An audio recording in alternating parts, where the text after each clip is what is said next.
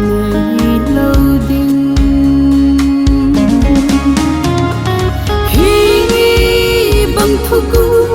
lâu bi he đã san nung sun dấu vô nghe ta san gió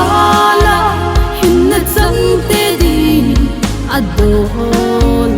ahipoy adon ahipoy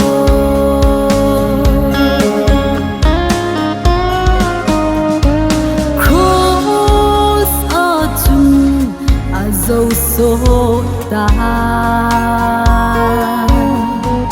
Giêsu ngày lụt na alhat so ta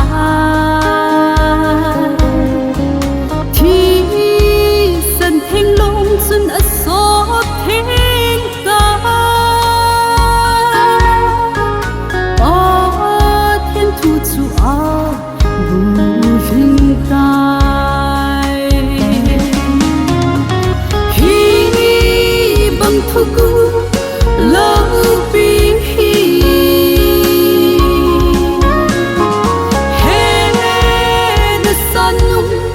xuân dấu vô nghe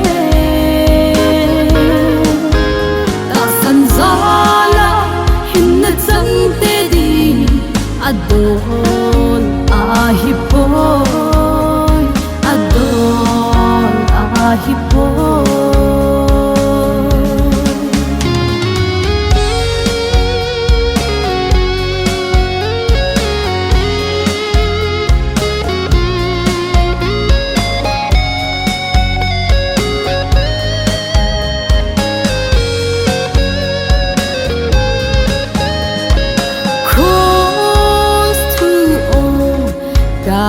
đâm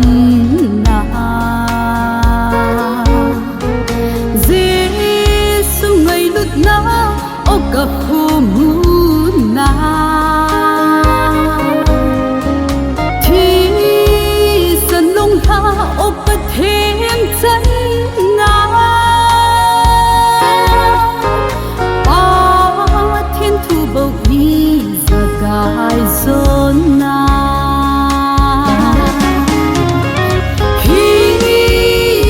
thu cũ lâu bi he đã san nung xuân dấu vô nghe ta san gió la hin na chân tê đi adon